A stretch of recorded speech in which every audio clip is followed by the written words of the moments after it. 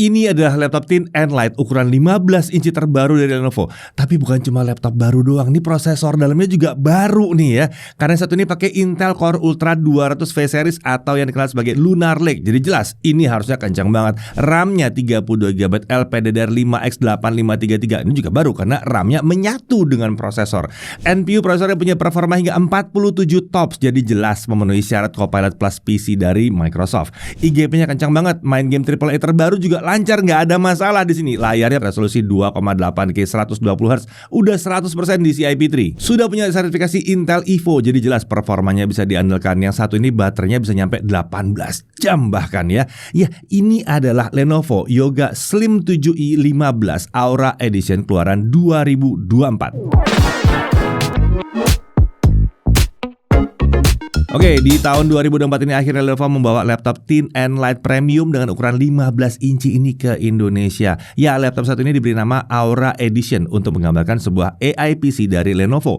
Artinya, kita bisa melakukan berbagai pekerjaan AI langsung di laptop ini tanpa terhubung dengan internet berkat NPU yang ada dalam prosesornya. Selain itu, Aura Edition juga menggambarkan sebuah laptop yang punya desain ramping, tipis, performa kencang, dan baterainya punya daya tahan yang lama. Tapi saat kita mendengarkan kata Thin and Light dengan performa yang kencang, salah satu kekhawatiran utama kita tentunya biasanya adalah suhunya. Tenang, karena di laptop yang satu ini Lenovo berhasil menjaga agar performanya kencang dan suhunya tetap adem. Nah, udah penasaran? Tenang, nanti kita akan bahas semua itu, tapi kita mulai dulu dari spesifikasinya. Untuk prosesornya, yang satu ini pakai Intel Core Ultra 7 258V, fabrikasi TSMC N3B ya. Base powernya 17 watt, total core-nya ada 8 dengan 8 thread juga. Jadi ini terdiri dari 4 performance core dan 4 low power efficient core. Untuk Intel Smart Cache-nya ada 12MB, dan dia punya NPU Intel AI Boost dengan kemampuan komputasi hingga 47 TOPS. Jadi, Intel Core Ultra ini sudah mempunyai kemampuan AI yang mumpuni dan sudah memenuhi persyaratan dari Copilot Plus PC. IGP-nya pakai Intel Arc Graphics 140V. Ini punya 8 Xe cores dan jumlah Xe cores yang sama dengan IGP di prosesor Meteor Lake. Tapi IGP yang satu ini sudah pakai arsitektur GPU Xe2 yang jadi penerus dari arsitektur Xe yang ada di IGP-nya Meteor Lake yang lama. Arsitektur baru ini diklaim mampu menawarkan performa grafis hingga 50% lebih tinggi jika dibandingkan dengan pendahulunya. Yang satu ini juga sudah punya kemampuan mendukung decode atau playback video dengan kodek VVC atau Versatile Video Coding alias H266. Apa itu H265? Ketinggalan udah ya. Tentunya akselerasi AV1 dan QuickSync juga ada di sini. Untuk RAM 32GB LPDDR5X8533 dual channel 128 bit. Perlu diperhatikan, chip memori pada Intel Core Ultra Series 2 ini menyatu dengan prosesor, jadi emang nggak bisa di-upgrade. Ya sama sih dengan yang disolder di boardnya ya. Nah, untuk storage 1TB SSD M.2 NVMe PCIe Gen 4. Hanya ada satu slot SSD M.2 di sini ya. Jadi kalau mau upgrade kita harus ganti SSD yang udah terpasang. Tapi udah gede, udah 1TB di sini. Untuk konektivitas wirelessnya dia pakai modem Intel Wi-Fi 7 BE201. Tentunya udah bisa Wi-Fi 7 dan Bluetooth-nya versi 5.4. Kapasitas baterainya ada di 70 Wh. Untuk OS dia pakai Windows 11 Home. Tentunya karena laptop ini sudah memenuhi persyaratan Copilot Plus PC, dia juga sudah mendukung fitur-fitur seperti Co-Creator dan Live Caption. Nah, untuk body form factor-nya adalah clamshell atau laptop klasik. Materialnya adalah anodized aluminium. Untuk warna Luna Grey atau ya abu-abu lah di sini ya. Untuk desain ini masih tergolong mirip dengan laptop lain dari seri Yoga Slim. Sudut-sudut laptopnya masih mempertahankan desain yang membulat gitu ya. Yang membuat terasa berbeda adalah ukurannya. Karena satu ini pakai layar di kisaran 15 inci. Jadi terasa sedikit lebih besar dibandingkan Yoga Slim yang punya ukuran 14 inci layarnya. Meski demikian, laptop satu ini masih tetap terasa seperti sebuah laptop berukuran 14 inci ya, berkat bezel layarnya yang sangat-sangat tipis. Logo yang digunakan juga berbeda kali ini. Kalau di seri Yoga generasi sebelumnya itu pakai logo Lenovo kecil di pojok laptop, yang satu ini pakai teks Lenovo berukuran besar di bagian tengah. Sepertinya ini akan jadi karakter desain barunya dari Lenovo. Untuk dimensi panjang 34,3 cm, lebar 23,5 cm, dan ketebalan 1,39 cm. Bobotnya laptopnya aja di 1,54 kg. Untuk chargernya ini di 200 gram. Ini pakai charger USB Type-C dengan maksimum daya di 65 watt. Bagian adapter terpisah dengan kepala yang tercolok ke lubang listrik. Untuk total bobotnya kalau dibawa-bawa adalah 1,74 kg dengan chargernya ya. Nah, untuk display ini pakai Lenovo PureSight Pro Pro Display ukuran 15,3 inci. Resolusinya 2,8K atau 2880x1800 pixel. Aspek rasio tentunya 16:10. Refresh rate-nya up to 120 Hz. Ini adaptif ya, dari 60 ke 120 Hz. Nah, menurut Lenovo, layarnya punya tingkat kecerahan di 500 nits dan color gamut di 100% DCI-P3.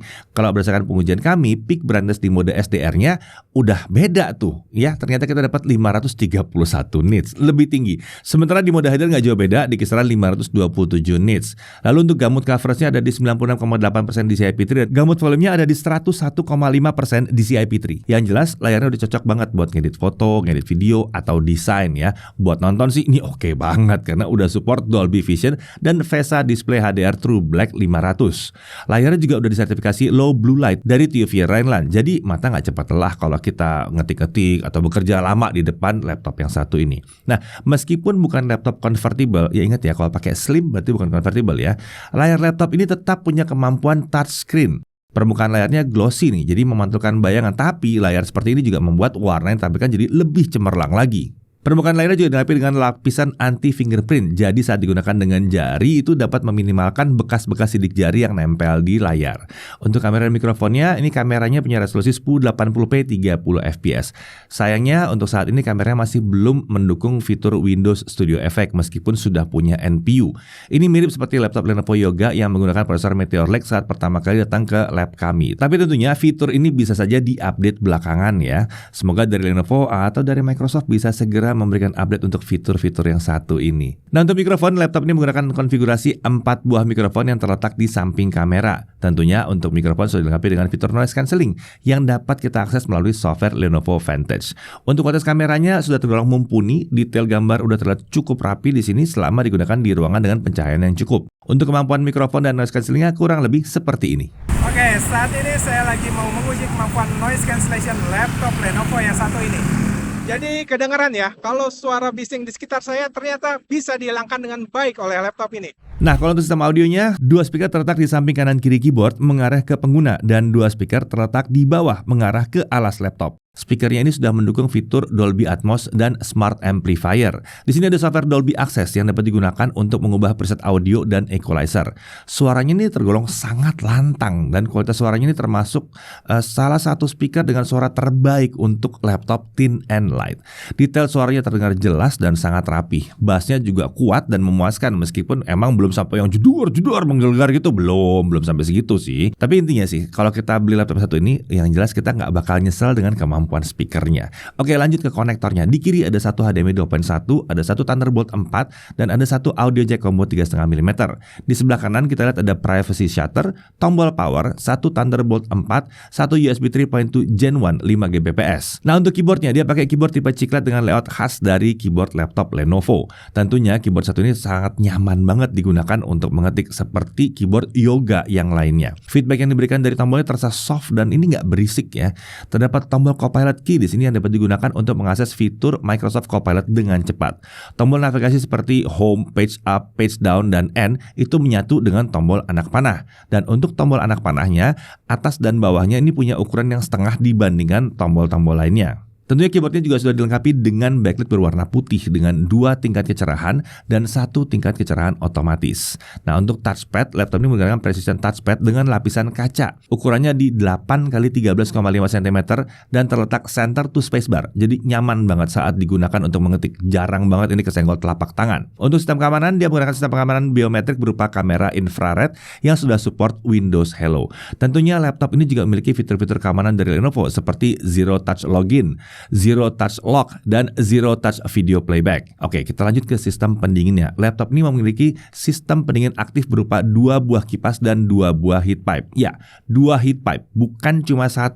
Jadi heat pipe kipas kanan dan kipas kiri itu berbeda, tidak menyatu di tengah. Intake-nya dari bawah, exhaust-nya ke arah belakang. Nah, sekarang mari kita bahas sedikit mengenai fitur Aura Edition dari Lenovo. Ya, dari tadi kan namanya Aura Edition gitu ya. Nah, yang pertama, di sini ada Smart Mode. Fitur ini dapat membantu mengurangi distraksi dan meningkatkan keamanan saat bekerja menggunakan laptop agar kita bisa lebih produktif. Lalu terdapat fitur Shield yang dapat membantu memberikan peringatan privasi dan secara otomatis mengingatkan VPN yang terinstall saat kita terhubung ke jaringan Wi-Fi publik. Berikutnya ada fitur Attention yang akan mengatur fitur timer untuk menonaktifkan notifikasi Windows dan memblokir situs website yang bikin nggak fokus. Nah, buat yang punya insting buat buka medsos pas kerja, nih cocok banget nih ya. Lalu ada juga fitur wellness yang membantu menjaga kesehatan mata dengan memberikan notifikasi aturan 20-20-20 atau 20-20-20 agar mata tidak cepat lelah, dan dia juga menjaga kesehatan punggung ya dengan memberikan notifikasi saat kemungkinan kita duduk dengan postur yang tidak baik. Lalu ada Smart Share. Fitur ini membantu integrasi mulus antara laptop dan smartphone. Jadi kita bisa melakukan transfer foto lebih mudah dan cepat tanpa kabel dengan Intel Unison. Dan yang terakhir ada Smart Care. Fitur ini memberikan layanan customer service yang dapat diakses secara cepat dan mudah melalui software Lenovo Vantage. Oke, sekarang kita masuk ke aspek performanya. Nah, seperti laptop Lenovo Yoga lainnya, yang satu juga memiliki profil performa. Yang ini sebenarnya sudah terdapat di dalam fitur Smart Mode dari Lenovo ya. Yang di sini ada 3 opsi, ada Performance, Adaptive Power Mode, dan Battery Saver. Sehingga bisa disesuaikan dengan kebutuhan penggunanya. Mode performa ini bisa diakses melalui software Lenovo Vantage atau juga kita bisa pakai shortcut function plus huruf Q. Nah, kita lihat dulu konsistensi performanya dengan Cinebench R23 Stability Test. Selama setengah jam, skor tertinggi yang dicapai adalah 9.935 poin di mode Adaptive Power atau 10.472 poin di mode Performance. Sementara untuk skor yang dapat dipertahankan adalah 9.100 sampai 9.210-an poin di mode Adaptive Power dan 10.100 sampai 10.200-an poin di mode Performance. Kemudian sekarang kita tes juga mode baterai atau saat kita tidak nyolok ke listrik atau ke charger. Skor tertingginya ternyata ada di 9.201 poin.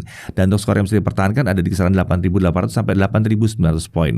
Ini sudah cukup mendekati saat kondisi terpasang ke charger ya. Nah, untuk suhu kerjanya, suhu CPU sempat naik mencapai 90 derajat Celcius di awal run, tapi langsung turun dan bertahan di kisaran 75 sampai 77 derajat Celcius dengan spike ke hanya 80 sampai 85 derajat Celcius saja.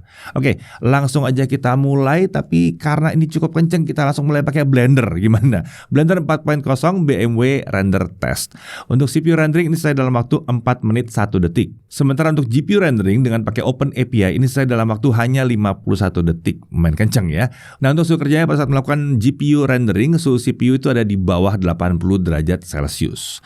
Lanjut ke Adobe Premiere Pro 2024. Kita pakai video 2 menit 7 detik yang biasanya ya. Kalau untuk 4K 60 video exporting, software only 7 menit 19 detik. Kalau pakai GPU acceleration, dia butuh waktu 4 menit 34 detik. Sementara kalau videonya adalah 1080p 60 video exporting, kita butuh waktu dengan software only 1 menit 48 detik. Untuk GPU acceleration butuh waktu 1 menit 15 detik saja.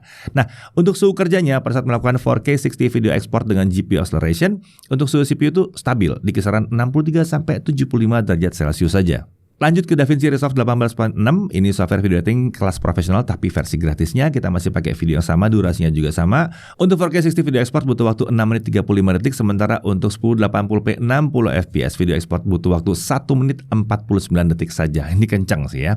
Nah, untuk suhu kerjanya pada saat melakukan 4K video exporting, di awal proses ekspor suhu sempat stabil di kisaran 76 sampai 84 derajat Celcius, tapi kemudian turun dan bertahan di 65 sampai 77 derajat Celcius. Adem banget. Oke, kita lanjut ke CapCut ya. Nah, video masih sama, durasi 2 menit 7 detik juga. Untuk 4K 60 dia butuh waktu 2 menit 26 detik, sementara untuk 1080 60 fps dia butuh waktu 49 detik saja. Untuk suhu kerjanya pada saat melakukan 4K 60 video export, CPU dari kisaran 70 sampai 80 derajat Celcius. Lagi-lagi adem dan yang satu ini kencang banget. Lanjut untuk Handbrake 1.8.2. Untuk ini kita melakukan konversi video 4K 60 dengan durasi 2 menit 7 detik ke resolusi Full HD 60 fps AV1 ya. Tanpa akselerasi QuickSync kita dapat 6 menit 6 detik. Kalau kita pakai akselerasi QuickSync kita dapat 2 menit 56 detik. Nah, suhu kerjanya saat melakukan konversi video 4K 60 ini pakai QuickSync ya, suhu itu sempat perlahan naik hingga 94 derajat Celcius di awal proses konversi, tapi kemudian turun dan stabil di kisaran 70 sampai 80 derajat Celcius saja. Oke, lanjut untuk Procyon. Benchmark ini akan menguji kemampuan NPU di prosesor dalam menghasilkan gambar dari input teks dengan menggunakan Stable Diffusion 1.5. Di sini kita lihat bahwa NPU di Core Ultra 7 258V butuh waktu hanya 12,362 detik untuk menghasilkan gambar resolusi 512 x 512 pixel. Sebagai perbandingan, NPU di Core Ultra 7 155H itu butuh waktu 44,463 detik di pengujian yang sama. Jadi ini jauh lebih kencang. Atau tepatnya waktu yang dibutuhkan NPU yang baru ini lebih singkat 74% dibandingkan pendahulunya. Oke, sekarang kita masuk ke pengujian gaming. Nah, di awal kita udah bilang bahwa laptop satu ini kuat dipakai buat main game AAA yang terbaru ya. Jadi sekarang kita tes dan performanya kurang lebih seperti ini.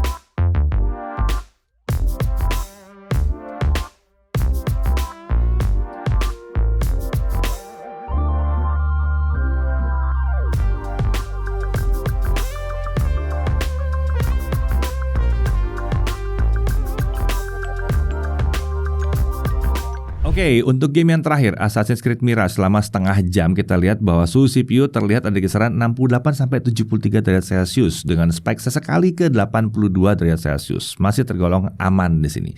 Nah, untuk suhu permukaan saat main game yang satu ini, suhu tertinggi di area keyboard ada di bagian atas dekat tombol F9 sampai F12 yang mencapai 39 derajat Celcius. Nah, ini nggak salah, suhu tertinggi cuma segitu doang ya. Untuk sebuah laptop tipis, suhu seperti ini sebetulnya udah hebat banget.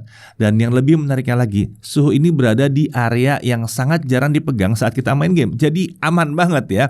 Nah, untuk keyboard area kiri atau area WASD, suhunya ada di bawah 33 derajat Celcius. Untuk area tengah keyboard juga masih aman di bawah 37 derajat Celcius. Untuk area keyboard kanan itu juga rendah di bawah 35 derajat Celcius. Sementara di palm rest itu aman banget di bawah 28 derajat Celcius. Oke, kita lanjut ke pengujian SSD-nya. Dengan Crystal Disk Mark kita dapatkan bahwa kecepatan bacanya ada di 6163 MB per second dan tulis di 4303 MB per second. Jelas, ini SSD PCIe Gen 4. Jadi ini kenceng ya. Nah, untuk baterai test kita gunakan setting brightness di 150 nits dengan volume suara 25%, resolusinya tetap di 2,8K, refresh rate kita taruh di 60 Hz dengan mode adaptive power. Hasilnya untuk 1080p local video playback kita dapat 18 jam 40 menit baru selesai ya. Ini tergolong irit banget untuk sebuah laptop Windows 11 yang menggunakan prosesor X86. Dan hasil pengujian ini terlihat mirip sekali dengan Yoga Steam 7i generasi sebelumnya. Tapi yang harus diingat bahwa Yoga Steam 7i generasi sebelumnya itu resolusi layarnya cuma 1080p dan ukuran layarnya cuma 14 inci ya. Meskipun tidak bisa dibandingkan secara langsung, tapi ini udah kelihatan lah ya, karena yang satu ini punya ukuran layar lebih besar dan resolusi yang lebih tinggi. Nah, selain pengujian yang bisa kita lakukan, kita juga uji dengan standar dari Intel Evo yang mengubah brightness-nya ke 200 nits. Hasilnya untuk 1080p local video playback, baterai baru habis setelah 16 jam 25 menit. Tetap irit banget. Nah, sekarang untuk charging ya. Nah, di sini walaupun ada fitur rapid charge di software Lenovo Vantage, kami tidak menjumpai adanya perbedaan yang signifikan antara fitur ini saat dimatikan atau kita aktifkan. 30 menit pertama terisi di 38%, sementara dari kosong sampai penuh butuh waktu hanya 1 jam 40 menit. Ini kencang banget, terutama mengingat baterainya yang besar di 70 watt hour. Oke, untuk harganya, laptop ini dijual dengan harga kisaran 24.999.000 dan ini sudah termasuk Microsoft Office Home and Student 2021. Garansi 3 tahun Premium Care lengkap dengan Accidental Damage Protection atau ADP selama 3 tahun juga. Ya, garansi Premium Care ini menawarkan layanan call service center selama 24 jam sehari 7 hari seminggu. Garansi ini juga menawarkan layanan perbaikan di tempat seperti di rumah pengguna. Jadi nggak perlu dibawa ke service center. Sementara untuk garansi Accidental Damage Protection ini menawarkan proteksi terhadap kelalaian pengguna di luar garansi utama seperti ketumpahan cairan, jatuh dari atas meja, keretakan panel LCD, keyboardnya mati, korsleting, dan lain-lain. Ini semua ditanggung 100% selama 3 tahun. Dapat diklaim lebih dari 1 kali selama bukan di part yang sama. Kalau part yang sama tetap aja maksimum 2 kali, tetap banyak sih sebetulnya. Nah, kalau kalian tertarik, laptop Lenovo ini bisa dibeli melalui Lenovo Official dan Authorized Store baik secara offline maupun online. Oke, sekarang kita masuk ke hal yang perlu diperhatikan. Tentunya karena RAM dari laptop ini sudah menyatu dengan komponen prosesor, jadi ini nggak bisa di-upgrade. Tapi karena ini sudah LPDDR5X8533, kapasitas udah langsung 32 GB, langsung 2 channel, ini udah lebih dari cukup harusnya. Udah kenceng dan lega. Lalu performa baterainya. Ya, yang satu ini bisa mencapai 18 jam lebih. Tapi sebenarnya ini masih di bawah klaimnya yang katanya bisa lebih dari 20 jam. Kita belum tahu bagaimana cara bisa mencapai durasi tersebut. Mungkin nanti akan ada update yang bisa membuat laptop ini jadi lebih efisien. Ya, kita belum tahu. Mungkin. Tapi 18 jaman juga udah bagus sih sebetulnya. Kemudian, di sini terdapat semacam bug yang membuat layar terlihat seperti ada artifact dari IGP-nya. Tapi bug ini hanya kami temukan saat pengujian baterai dengan memutar video hingga laptopnya mati sendiri. Lalu kita baru menyalakan laptopnya. Tapi tenang ya, karena bug ini juga akan langsung hilang saat kita shutdown atau kita restart laptopnya. Selain kondisi spesifik tersebut, kita tidak menjumpai bug ini lagi ya. Jadi saat melakukan benchmark lainnya, ini semuanya aman, nggak ada masalah. Dari sisi menariknya, ini adalah laptop Intel Evo Platform. Jadi jelas, ini bisa diandalkan banget. Prosesornya udah pakai Intel Core Ultra 200V series, performanya kenceng, editing video lancar di sini. Rendering 3D masih bisa selama objek 3D-nya tergolong simple ya. Mau main game AAA lancar banget, apalagi kalau cuma main game kompetitif, dilibas, nggak ada masalah. Buat software AI juga bisa selama software-nya mendukung hardware yang ada di laptop ini. Suhu kerja dan suhu permukaan juga tergolong sangat rendah di sini. Storage juga lega, ini 1 TB. Layarnya ukurannya besar, 15,3 inci, resolusinya 2,8K sampai 120 Hz, udah 100% DCI-P3 pula. Nyaman dipakai buat apa aja, mau nonton sampai content creation ini cocok. Buat kerja juga enak banget karena ukurannya 15,3 inci, ini lega banget rasanya ya. Layarnya juga punya fitur touchscreen di sini. Dia juga udah punya konektor USB dan HDMI yang besar di sini. Ada 2 konektor Thunderbolt 4 pula, Wi-Fi 7, Bluetooth versi 5.4. Ini udah future proof. Punya fitur keamanan biometrik juga, speaker juga bagus banget. Kemampuan noise cancellingnya juga sangat baik. Dan yang jelas garansinya panjang, lengkap dengan garansi kelainan pengguna sampai 3 tahun.